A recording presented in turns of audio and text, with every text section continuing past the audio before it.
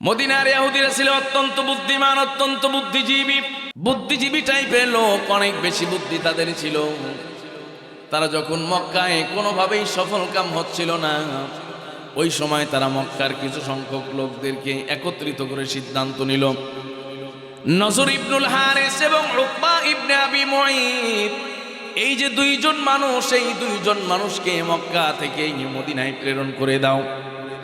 মদিনায় পাঠায় দিলে মদিনার যেই সমস্ত ইহুদি আছে, যেই সমস্ত ইহুদি লিডার আছে, তাদের সঙ্গে পরামর্শ করবে, তাদের কাছ থেকে বুদ্ধি নিবি, কোন কৌশলে কি প্রশ্ন করে কিভাবে নবী মুহাম্মদ সাল্লাল্লাহু আলাইহি ওয়াসাল্লামকে এই কোরআনের দাওয়াতের মিশন থেকে তাকে বন্ধ রাখা যায়।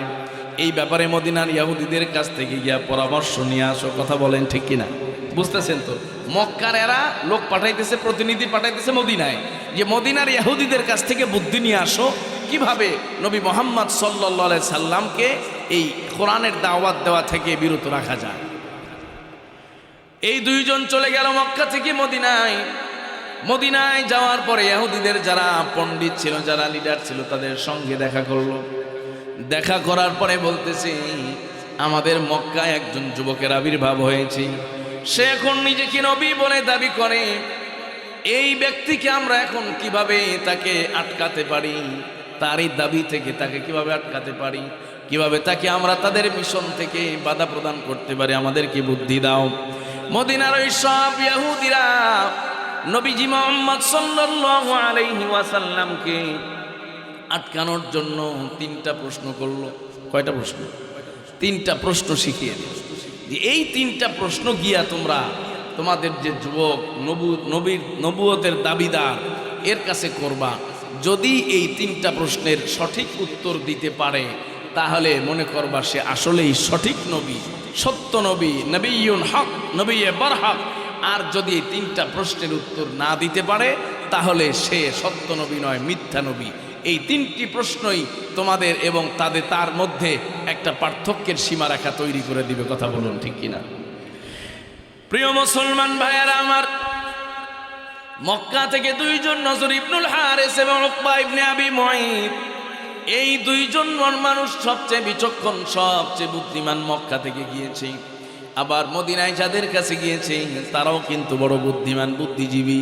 তাদের কাছে গিয়া যখন বলল এমন এমন ঘটনা, আমাদের এলাকার ওই যুবক যাকে আমরা বাধা দিতে চাই, তার মিশন থেকে আমরা বিরত রাখতে চাই, কিন্তু কোনো কারণেই পারছি না, এখন কি করা যায়?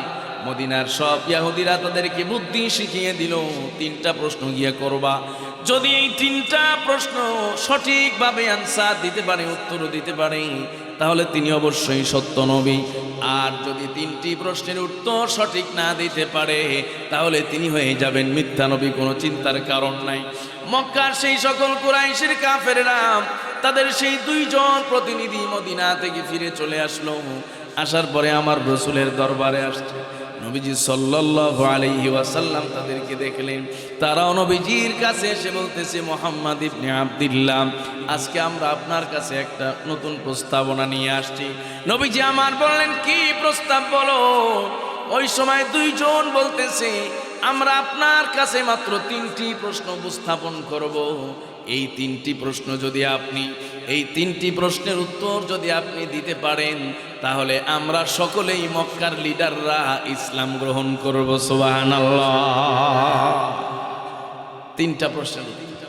নবীজি সাল্লাল্লাহু আলাইহি সাল্লাম তো ইসলাম গ্রহণ করার প্রতি আগ্রহী ছিলেন, লালায়িত ছিলেন।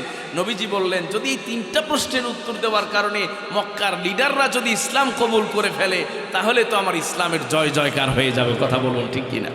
নবীজি সাল্লাল্লাহু আলাইহি ওয়াসাল্লাম যেই ইসলাম প্রতিষ্ঠার জন্য, যেই কোরআন প্রতিষ্ঠার জন্য, যে কোরআনের বাণী ছড়িয়ে দেওয়ার জন্য এত কষ্ট করছে, যদি সেই মানুষগুলো যারা এত বিরোধিতা করছে, সেই মানুষগুলোই যদি ইমানদার হয়ে যায়, তাহলে তো আর কোনো কথাই নাই, কোনো বাধা বিপত্তি থাকবে না, ইসলামের জয় হয়ে যাবে। নবীজি অত্যন্ত আনন্দিত হলেন যে এই দিনের জন্য আমি কত কষ্ট করতেছি। প্রিয় মুসলমান ভাইয়েরা আমার, নবী করিম সাল্লাল্লাহু আলাইহি ওয়াসাল্লাম এই দ্বীনের জন্য, এই ইসলামের জন্য, কোরআনের জন্য যে ইসলাম আজকে আমরা এত মাংনা মাংনা পেয়ে গেছি, এত সহজলভ্য আমাদের কাছে হয়ে গিয়েছে, এই জন্য আমরা এটার মূল্যায়ন করতে জানি না। কথা বলুন ঠিক কিনা?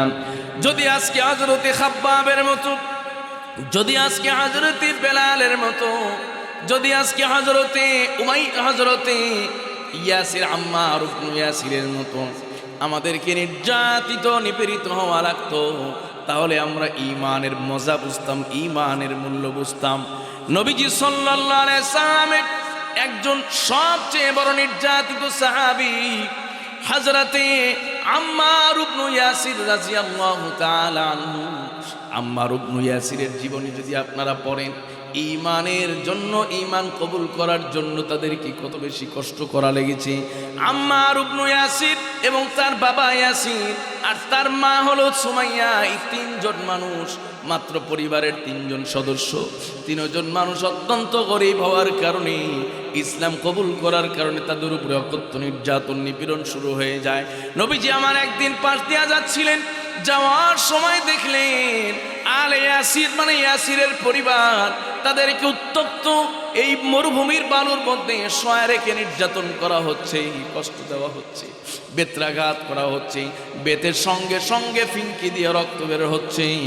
আমার রসুল যখন তাদের দিকে তাকাইলেন, সঙ্গে সঙ্গে আমার রসুলের চক্ষু দিয়ে অশ্রু ঝরে যায়। আল্লাহু আকবার। প্রিয় মুসলমান ভাইয়েরা আমার, হযরত ইয়াসির রাদিয়াল্লাহু তাআলা আনহু এবং তার সন্তান আম্মার ইবনে ইয়াসির, তারা বারবার আমার রাসূলের দিকে তাকান, না জানি রাসূল এখন কিছু একটা বলবেন, সুপারিশ করবে।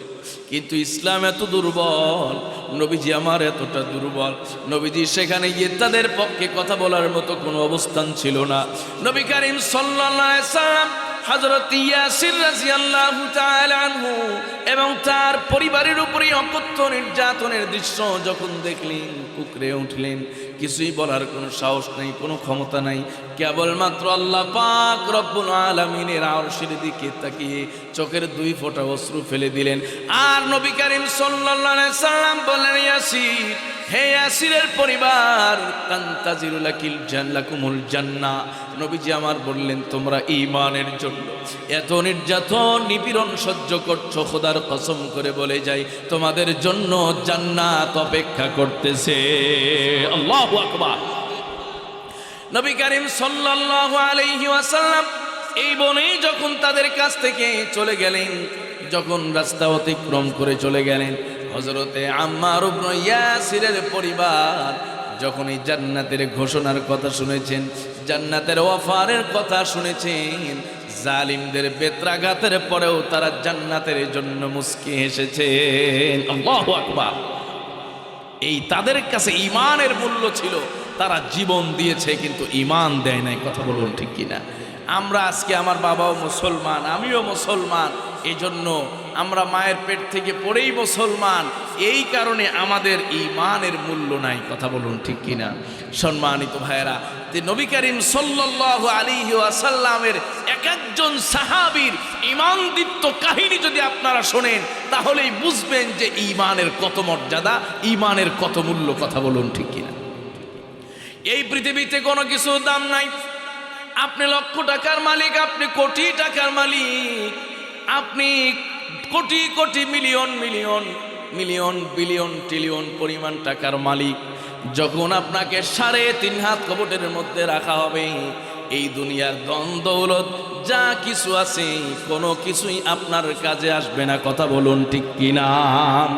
প্রিয় মুসলমান ভাইয়েরা আমার, এই জন্য ঈমানের কত দাম, ঈমানের কত মূল্য, ঈমানের কত পাওয়ার, এটা দুনিয়াতে থাকতে আমাদের সহজেই বুঝে আসবে না। বললাম, আপনি দুনিয়াতে যত বড় ধনী হন না কেন, যত বড় ক্ষমতার মালিক হন না কেন, যত জনপ্রিয় লোক হন না কেন, আপনার দল যতই বড় হোক না কেন, আপনার নেতাকর্মীর সংখ্যা যতই বড় হোক না কেন, যতই বেশি হোক না কেন, কবরে যখন আপনি যাবেন, কেবলমাত্র একা একাই কিন্তু আপনাকে কবরে থাকতে হবে। ঠিক কিনা? এই যে গতকালকের ঘটনা, এদেশের 3 বারের সাবেক প্রধানমন্ত্রী বেগম খালেদা জিয়া দুনিয়া ছেড়ে চলে গেলেন। কথা বলুন ঠিক কিনা? এই দুনিয়াতে মান ইজ্জতের অভাব ছিল না, খ্যাতির অভাব ছিল না, অর্থকরী বিত্ত বৈভবের অভাব ছিল না। যিনি এদেশের কয়েকবারের প্রধানমন্ত্রী, তার আর কি প্রয়োজন, কি কিসের অভাব থাকতে পারে? কিন্তু হায়াত যখন শেষ হয়ে গেছে, এই দুনিয়ার সকল ডাক্তার মিলেও কিন্তু একটা মিনিট রাখতে পারে নাই, ঠিক কিনা? প্রিয় মুসলমান ভাইয়েরা, আমার এই জন্য আমাকে আর আপনাকেও কিন্তু এই ধারাবাহিকতায় দুনিয়া ছেড়ে বিদায় নিয়ে চলে যেতে হবে। শুধুমাত্র কেবলমাত্র ঈমান এবং আমল আমার সঙ্গী হয়ে যাবে। যারা কোরআনের পক্ষে, যারা ইসলামের পক্ষে, যারা আল্লাহর পক্ষে, আল্লাহর জন্য কাজ করবে, তাদের জন্যই কিয়ামতের ময়দানে নাজাতের ফয়সালা যিনি দিবেন তিনি কে? প্রিয় মুসলমান ভাইয়েরা, আমার এই জন্য শত কষ্ট হলেও ইসলামের পক্ষে থাকার জন্য কে কে রাজি? দুহাত তুলে মালিককে দেখায় দাও। নারায়ে তাকবীর, নারায়ে তাকবীর। আল্লাহ তুমি আমাদের হাতগুলোকে ঈমানের জন্য কবুল করো, সবাই পড়ে না আমিন। প্রিয় মুসলমান ভাইয়েরা, আমার এই জন্য দেখুন, মানুষ যখন দুনিয়া ছেড়ে চলে যায়, কিছু মানুষ দুনিয়া ছেড়ে চলে গেলে দেখবেন সবাই হা হতাশ করে, আফসোস করে। মানুষটা দুনিয়া থেকে বিদায় হয়ে গেলে সকলেই মনের মধ্যে এক ধরনের ব্যথা অনুভব করে। এই যে আল্লাহর বান্দি দুনিয়া থেকে চলে গেলেন, লক্ষ লক্ষ কোটি কোটি মানুষ জানাজায় অংশগ্রহণ করেছে, ওলামায়ে কেরাম দোয়া করেছেন, সাধারণ জনগণ দোয়া করেছেন।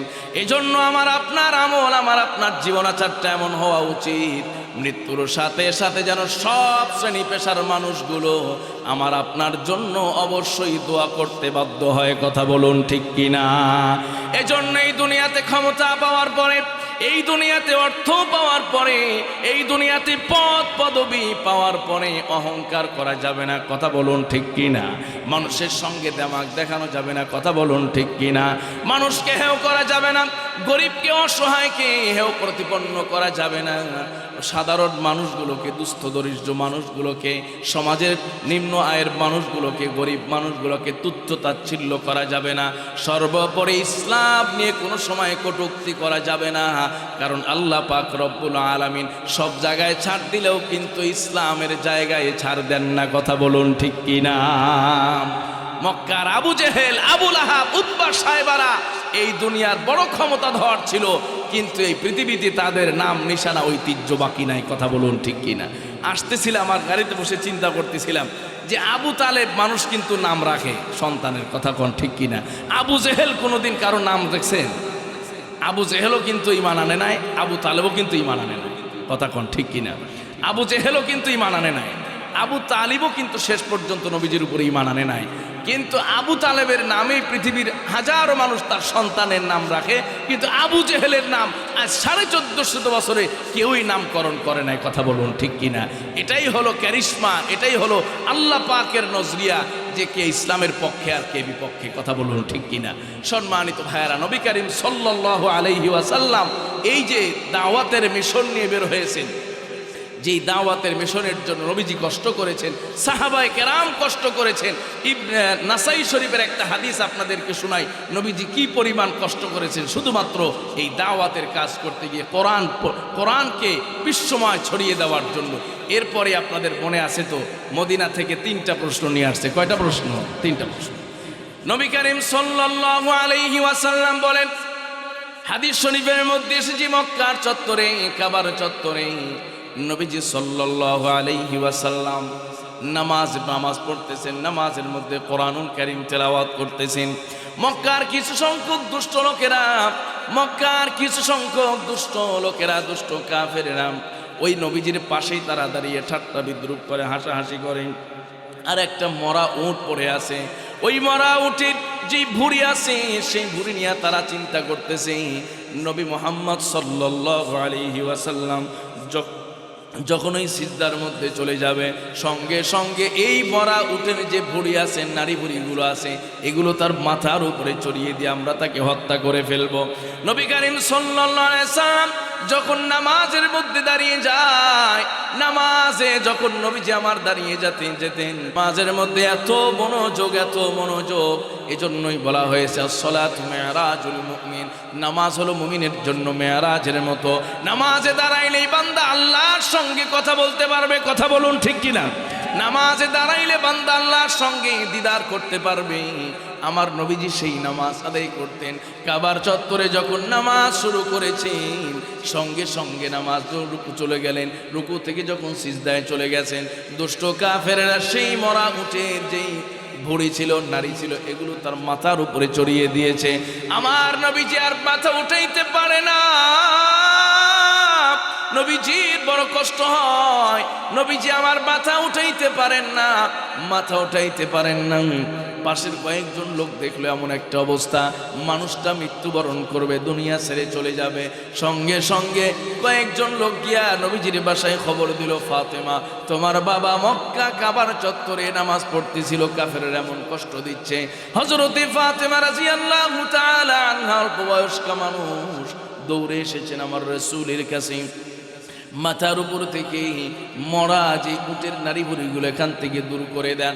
আল্লাহ পাক রব্বুল আলামিনের হাবিব অশ্রু সিক্ত নয়নে সিজদা থেকে যখন মাথা উত্তোলন করলেন, আল্লাহ পাক রব্বুল আলামিনের কাছে দুহাত তুলে দোয়া করলেন, মালিক আপনার কুদরতি কদমের মধ্যে সিজদা দিয়েছিলাম, নামাজ পড়তেছিলাম, এই সময়টাও তারা আমাকে ছাড় দিল না, এই সময়টাও তারা আমাকে কষ্ট দিল, আমাকে নির্যাতন করলো, এর ফয়সালা আপনার কাছে আমি দিলাম।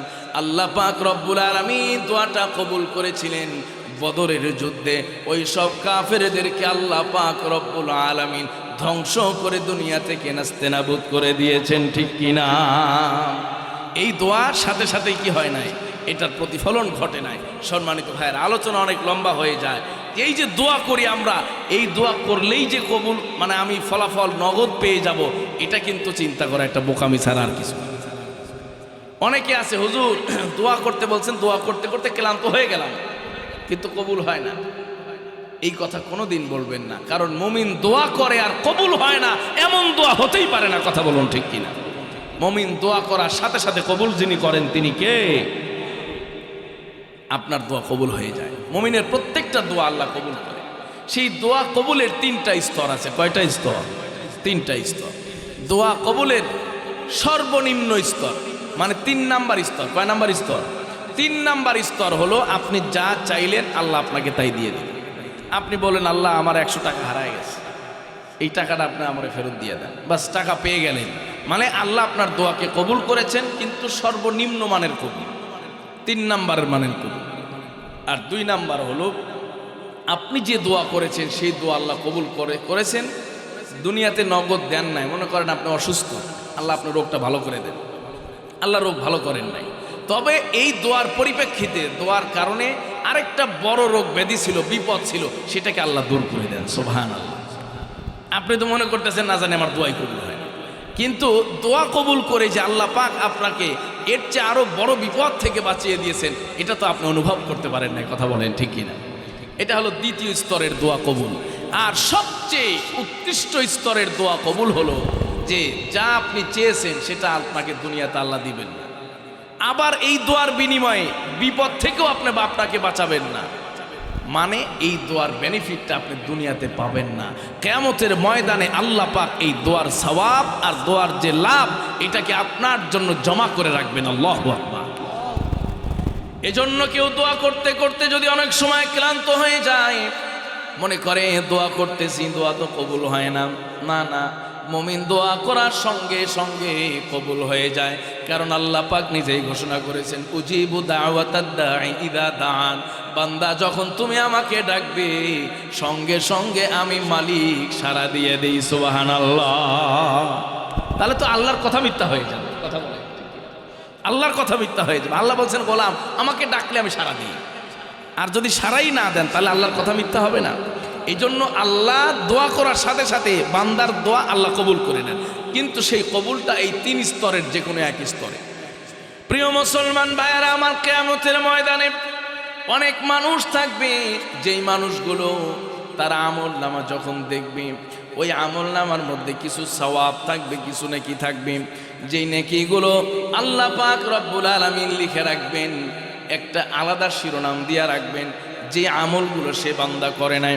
বান্দা যখন দেখবে এত বড় বড় সওয়াবের পাহাড়, কিন্তু আমার কৃত কোনো আমলের সাথে তার কোনো সামঞ্জস্যতা নাই, কোনো মিল নাই, আমি তো কোনো আমল করেছি সেটা এখানে বোঝা যাচ্ছে না, বান্দা তখন বলবে, মালিক আমার তো কোনো আমল এমন ছিল না যে আমলের বিনিময়ে আমি এত পরিমাণে সওয়াব পাবো, তাহলে এই সওয়াবগুলো কিসের সওয়াব? ওই সময় আল্লাহ পাক রব্বুল আলামিন বান্দাকে জানিয়ে দিবেন, রে গোলাম, ওই যে দুনিয়াতে তোমার গ্যাস্ট্রিকের সমস্যা ছিল, ডায়াবেটিসের সমস্যা ছিল, দুনিয়ায় কত দোয়া করেছো মালিক ডায়াবেটিসটা ভালো করে দাও, কিন্তু আমি আল্লাহ ভালো করি নাই।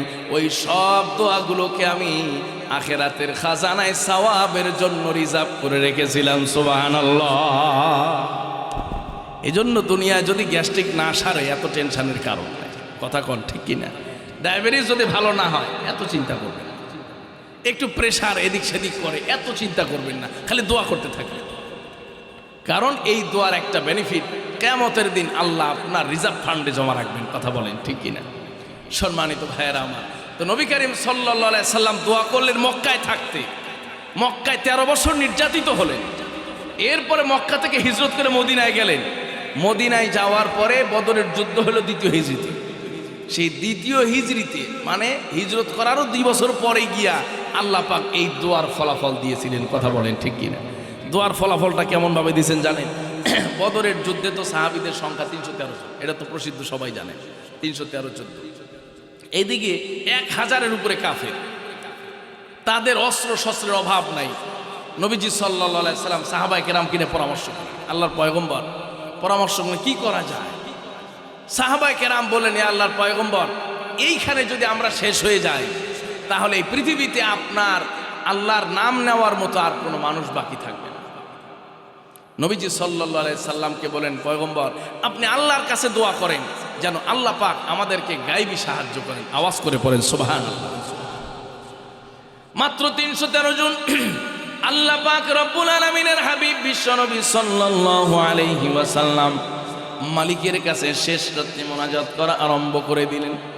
যখন দোয়া করছেন আল্লাহ পাক রব্বুল আলামিনকে একটা কথা বললেন, মালিক রে, এই বদরের প্রান্তে যদি আমরা আজকে 313 জন শহীদ হয়ে যাই, এই পৃথিবীর জমিনে তোমার নাম নেওয়ার মতো কোনো মানুষ বাকি থাকবে না। আল্লাহ পাক রব্বুল আলামিন ঘোষণা করলেন, পয়গম্বর আপনি 313 জন নন, আপনার সাথে আমার সব শক্তি হিসাবে শক্তি সাহায্য করবে। সুবহানাল্লাহ। কোরআনে এসেছে, আল্লাহ ঘোষণা দিয়েছে, এক আয়াতে বলেছেন 1000 ফেরেশতা পাঠাবো, আরেক আয়াতে বলেছেন 3000 ফেরেশতা পাঠাবো, আরেক আয়াতে বলেছেন 5000 ফেরেশতা পাঠাবো। সুবহানাল্লাহ। আল্লাহ পাক বলছেন, আল্লাহর পয়গম্বর আপনার টেনশনের কোনো কারণ নাই, এমন ফেরেশতা পাঠিয়ে দেব এই বদরের প্রান্তে এদেরকে কেবলমাত্র এই কাফেররা জীবনে একবারই দেখছে, দ্বিতীয়বার আর কোনোদিন দেখে না। আওয়াজ করে পড়েন সুবহানাল্লাহ। যারা সেখান থেকে বেঁচে এসেছিল এরা বলেছে, ওই দিন যে সমস্ত সৈন্যবাহিনী মুজাহিদ দেখলাম এদেরকে তো আর কোনোদিন দেখলাম, কারণ এরা তো দুনিয়ার সৈন্য না, এরা হলো কোথাকার সৈন্য? আসমানের সৈন্য। কথা বলেন ঠিক কিনা? সেই বদরের যুদ্ধে নবীজি সাল্লাল্লাহু আলাইহি সাল্লাম মাত্র একটু তন্দ্রা গেছেন। তন্দ্রা তো বুঝেন, মানে একটু ঝিমাইতেছেন, শরীর তো ক্লান্ত। ঝিমানির মধ্যে জিবরিল এসে বলতেছেন, আল্লাহর পয়গম্বর হাদা মাসরাউ ফুলান, হাদা মাসরাউ ফুলান, ওই যে আপনাকে মক্কায় কষ্ট দিত আবু জেহেল, উতবা, সাইবা, আবুল আহাব, আজকেই বদরের যুদ্ধে সকাল হওয়ার পরেই ও এখানে মরবে, ও এখানে মরবে, ও এখানে মরবে, ও এখানে মরবে। এইভাবে মক্কার বড় বড় ইসলামের শত্রুদের মৃত্যুর জায়গা কোনটা নবীজিকে আল্লাহ পাক স্বয়ং দেখিয়ে দিয়েছেন। আল্লাহু আকবার। সকালবেলা ফজরের পরে নবীজি সাহাবায়ে কেরামকে নিয়ে যুদ্ধের মাঠ পরিদর্শন করতেছেন আর সাহাবায়ে কেরামকে দেখাইতেছে, এখানে আবু জেহেল মরবে, এখানে অমুক মরবে, এখানে তমুক মরবে, এখানে অমুকে মরবে। যুদ্ধের পরে দেখা গেছে নবীজি আমার যেই যেই জায়গায় ইশারা করে আঙ্গুল দিয়ে দেখিয়েছেন প্রত্যেকের লাশ ওই জায়গায় পাওয়া গিয়েছে। আল্লাহু আকবার। এই জন্য কেউ যদি দোয়া করতে করতে আপনার দোয়ার যেটা নগদ পাওনা দুনিয়াতে যদি না পান তাহলে দোয়া বন্ধ করবেন না। কথা বলেন ঠিক কিনা? কারণ এই দোয়ার প্রতিদান যেটা সবচেয়ে শ্রেষ্ঠ ওইটা পাওয়া যাবে আখেরাতে। কথা বলুন ঠিক কিনা? নবী করিম সাল্লাল্লাহু আলাইহি ওয়াসাল্লাম যখনই আমার নবী করিম সাল্লাল্লাহু আলাইহি ওয়াসাল্লাম আল্লাহ পাকের কাছে দোয়া করলেন, দোয়া করার সঙ্গে সঙ্গে আল্লাহ পাক রব্বুল আলামিন দোয়াটাকে কবুল করেছেন। ওই দোয়াটাকে কবুল করে সঙ্গে সঙ্গে আল্লাহ পাক রব্বুল আলামিন কিন্তু ফলাফল দেন নাই, বরং অনেক কয়েক বছর পরে মালিক সেই ফলাফল দান করেছেন। মুসলমান ভাইয়েরা আমার, বলছিলাম আল্লাহ পাক রব্বুল আলামিনের হাবিব বিশ্ব নবী সাল্লাল্লাহু আলাইহি ওয়াসাল্লাম ঈমানের জন্য এত কষ্ট করেছেন, এই কোরআনের জন্য এত কষ্ট করেছেন। কারণ হলো এই কোরআন যদি আমার আপনার পর্যন্ত না পৌঁছাতো তাহলে আমাদের নাজাতের কোনো উপায় থাকতো না। কথা বলুন ঠিক কিনা?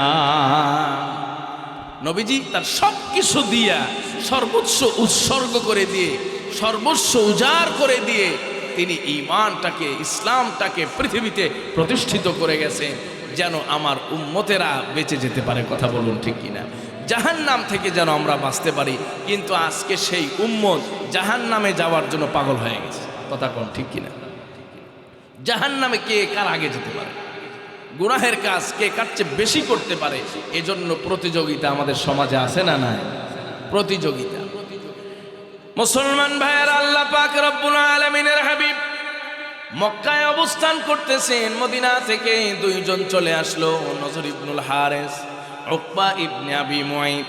এসে বলতেছে, নবী মুহাম্মদ, আপনার কাছে আমরা 3টা প্রশ্ন নিয়ে এসেছি। ওই 3টা প্রশ্নের উত্তর যদি আপনি সুন্দরভাবে দিতে পারেন তাহলে আমরা সবাই কালিমা পড়ে মুসলমান হয়ে যাব। নবীজি আমার সঙ্গে সঙ্গে বলে, উকবারে, নজর ইবনুল হারিস, তাড়াতাড়ি সেই প্রশ্নগুলো বলো, আমি আগামীকাল তোমাদেরকে উত্তর জানিয়ে দেব। সুবহানাল্লাহ। নবীজি আমার যখন বলছেন প্রশ্নগুলো বলো, ওই সময় ওই দুইজন কাফেরদের লিডার, প্রতিনিধি, তারা বলল, মুহাম্মদ সাল্লাল্লাহু আলাইহি ওয়াসাল্লাম, 1 নম্বর প্রশ্ন হলো আসহাবুল কাহাফ সম্পর্কে আপনি জানেন কিছু? আসহাবুল কাহাফের পরিচয় সম্পর্কে আপনার কাছে আমরা জানতে চাই। আর 2 নম্বর প্রশ্ন হলো নবী মুহাম্মদ রূহ সম্পর্কে আপনার কাছে জানতে চাই। 3 নম্বর প্রশ্ন হলো যুলকারনাইন নামক একজন মানুষ এই পৃথিবীতে এসেছিলেন, তার সম্পর্কে জানতে চাই। এই 3টা প্রশ্ন আপনার কাছে রেখে গেলাম। নবীজি সাল্লাল্লাহু আলাইহি ওয়াসাল্লাম বললেন, আগামীকাল এসো, তোমরা তোমাদের প্রশ্নের উত্তর নিয়ে যাবে। নবীজি সাল্লাল্লাহু আলাইহি ওয়াসাল্লাম তাদেরকে বিদায় দিয়ে দিলেন। আগামীকাল যখন চলে আসলো, 1 দিন পার হয়ে, রাত পার হয়ে যখন পরের দিন সেই সময় চলে এসেছি, এ পর্যন্ত আমার রাসূলের কাছে কোনো ওহী আসে না। সুবহানাল্লাহ। কারণ নবীজি তো ওহী ছাড়া কি বলেন না, কথা বলেন না। আল্লাহ পাক বলছেন, ওয়ামা ইয়ানতিকু আনিল হাওয়া ইন হুয়া ইল্লা ওয়াহয়ুন ইউহা। তিনি তো ওহী ছাড়া কোনো কথা বলেন না। কথা বলুন ঠিক কিনা? যখন 1 দিন পার হয়ে গেছে, সময় মতো মক্কার কুরাইশের কাফেররা চলে আসছে। নবীজির কাছে কোনো ওহী নাই, কোনো সংবাদ নাই, 3টি প্রশ্নের কোনো উত্তর নাই। নবীজির কাছে যখন মক্কার কুরাইশের কাফেররা বলল, আপনার সেই 3 প্রশ্নের উত্তর দিয়ে দেন, নবীজি সাল্লাল্লাহু আলাইহি ওয়াসাল্লাম বললেন, না, আমি তো আর প্রশ্নের উত্তর দিতে পারি না, চুপচাপ বসে আছেন, কারণ তার কাছে এখনো পর্যন্ত ওহী আসে নাই। নবীজি সাল্লাল্লাহু আলাইহি ওয়াসাল্লাম যখন উত্তর দিতে পারেন নাই, ওই সব মক্কার কাফেররা হাসাহাসি ঠাট্টা বিদ্রুপ শুরু করে দিল। আর মনে মনে চিন্তা করলো, এই তো আমাদের জয় হয়ে গেছে, এই তো আমাদের জন্য জয় হয়ে গেছে, নবী মুহাম্মদকে আমরা আটকে দিয়েছি, আর এই তার মিশনটাকে সে বাস্তবায়ন করতে পারবে না। এই হাসাহাসি করতে করতে নবীজির দরবার থেকে যখন চলে যায়, নবী করিম সাল্লাল্লাহু আলাইহি ওয়াসাল্লাম চিন্তার মধ্যে পড়ে গেলেন, পেরেশান হয়ে গেলেন। সারাদিন ওহী আসলো না। এইভাবে 1 দিন 2 দিন করে করে 15 দিন পর্যন্ত পার হয়ে গেল। এক বর্ণনা এসেছে 40 দিন পর্যন্ত পার হয়ে গেল, ওহী আসে না, ওহীর দরওয়াজা বন্ধ। পুরা মক্কার মধ্যে আলোড়ন সৃষ্টি হয়ে গেছে, কি চাও, কি চাও। নবী মুহাম্মদ সাল্লাল্লাহু আলাইহি সাল্লাম মাত্র 3টা কমন প্রশ্নের উত্তর দিতে পারে নাই। মক্কার মধ্যে যখন আলোড়ন সৃষ্টি হয়ে গেছে, আল্লাহ পাক রব্বুল আলামিন নবী করিম সাল্লাল্লাহু আলাইহি ওয়াসাল্লামকে জানিয়ে দিলেন, পয়গম্বর, এই যে আপনার কাছে আমি 15 দিন পর্যন্ত ওহী বন্ধ রেখেছি, সামান্য ছোট্ট একটা কারণে। সেই কারণটা হলো, ঈমানদার যখনই কোনো ভবিষ্যৎকালের কোনো কথা বলবে, কোনো অঙ্গীকার করবে, সঙ্গে সঙ্গে যাকে সাথে রাখবেন তিনি কে? আল্লাহ পাক রব্বুল আলামিন সূরাতুল কাহাফ নাযিল করলেন, ওয়ালা তাকুলান্না লিশাইইন ইন্নী ফাইলুন যালিকা গাদা ইল্লা আন ইয়াশা আল্লাহ। আল্লাহু আকবার। আল্লাহ এই যে আপনি তাদের 3টা প্রশ্নের উত্তর দিবেন, কিন্তু 3টি প্রশ্নের উত্তর দেওয়ার সময় ইনশা আল্লাহ বলেন নাই। কথা বলেন ঠিক কিনা? ইনশা আল্লাহ বলেন নাই। ইনশা আল্লাহ মানে হলো আল্লাহ তাআলা যদি চান, আল্লাহ যদি চান তাহলে আমি 3টা প্রশ্নের উত্তর দেব। আপনার মালিককে আপনার সঙ্গে না রাখার কারণে ওহী আমি 15 দিন পর্যন্ত বন্ধ রেখেছিলাম। এই জন্য কিয়ামত পর্যন্ত ইমানদাররা যখনই ভবিষ্যৎকালীন কোনো কাজ করবে বা কথা বলবে, ওয়াদা করবে, সঙ্গে সঙ্গে ইনশা আল্লাহ বলার দরকার আছে না নাই? এখন এমন অবস্থা, কোথায় ইনশাআল্লাহ আর কোথায় আলহামদুলিল্লাহ এটাও জানে না। কথা কন ঠিক কিনা? ভাই কোথায় যাবেন? কয় যে এই তো আলহামদুলিল্লাহ যাবো মনে করে। ভাত খাইছে, কয় ইনশাআল্লাহ খাবো, মানে এটা ঠিক আছে ইনশাআল্লাহ খাবো। যদি খেয়ে আসছে, কয় ইনশাআল্লাহ খেয়েছি। তাহলে ভবিষ্যৎকালীন ক্রিয়ার সাথে হলো কি ইনশাআল্লাহ, আর অতীতের কাজের সাথে হলো কি আলহামদুলিল্লাহ। এই জন্য ইনশা আল্লাহ, আলহামদুলিল্লাহ, সুবহান আল্লাহ, আল্লাহু আকবার, এগুলো ওলামায়ে কেরামের মজলিস থেকে শেখা দরকার। কথা বলেন ঠিক কিনা? আশ্চর্যজনক কোনো বিষয় হলে যেখানে আল্লাহর বরত্ব প্রকাশিত হবে সেখানে আল্লাহু আকবার, যেখানে আল্লাহর বরত্ব প্রকাশিত হবে, আল্লাহর পবিত্রতার গুণগান হবে সেখানে সুবহান আল্লাহ। আর অতীতকালীন কোনো ক্রিয়া, কোনো কাজ যেটা সম্পাদন হয়ে গেছে এটার পরে হলো কি আলহামদুলিল্লাহ। ভবিষ্যতে কোথাও যাব, কোনো কাজ করব, কোনো কথা বলবো, কোনো ওয়াদা করতেছি, এটার সাথে হলো কি ইনশাআল্লাহ। তাহলে নবীজি সাল্লাল্লাহু আলাইহি সাল্লামের মতো মানুষের উপরে 15 দিন অথবা 40 দিন পর্যন্ত ওহী বন্ধ ছিল, শুধু ইনশাআল্লাহ না বলার কারণে। কথা বলেন ঠিক কিনা? আল্লাহ পাক রব্বুল আলামিন কালামে হাকিমে সূরা কাহাফ নাজিল করেছেন। সূরা কাহাফ নাজিল করে এই সূরা কাহাফে 3টা প্রশ্নের উত্তর দিয়েছেন। আওয়াজ করে পড়েন সুবহানাল্লাহ। 1 নাম্বার প্রশ্ন ছিল আসহাবুল কাহাফ।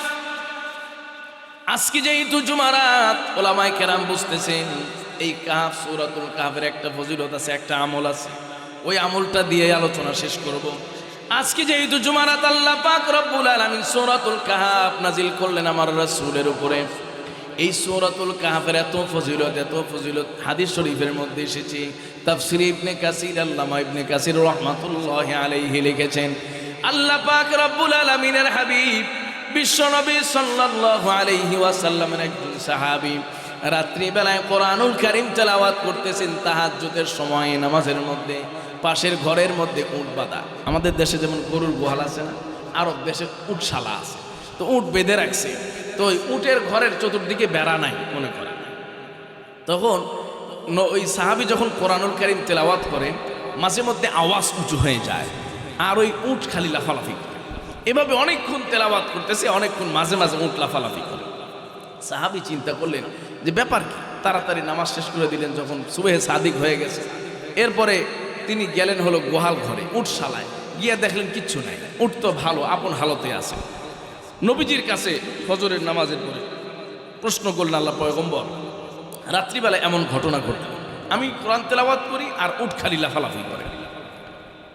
তবে আমি সুবহে সাদিকের সময় যখন মসজিদে আসি, তখন আমি দেখলাম যে আমার বাড়ির উপরে কেমন যেন কালো মেঘের মতো ছায়া হয়ে আছে। আল্লাহু আকবার, কালো মেঘের মতো ছায়া হয়ে আছি। ওই সময় নবীজি আমার বললেন, তুমি কোন সূরা তেলাওয়াত করতেছিলাম? সাহাবী বললেন, সূরা কাহাফ তেলাওয়াত করতেছিলাম। সঙ্গে সঙ্গে আমার নবীজি বললেন, তুমি যে সূরা তেলাওয়াত করতেছিলা, ওই সূরা যেই ঘরের মধ্যে আল্লাহ পাক রব্বুল আলামিনের গোলাম তেলাওয়াত করবে, বান্দি তেলাওয়াত করবে, তার ঘরের উপরে রহমতের যিনি ছায়া দান করবেন তিনি কে?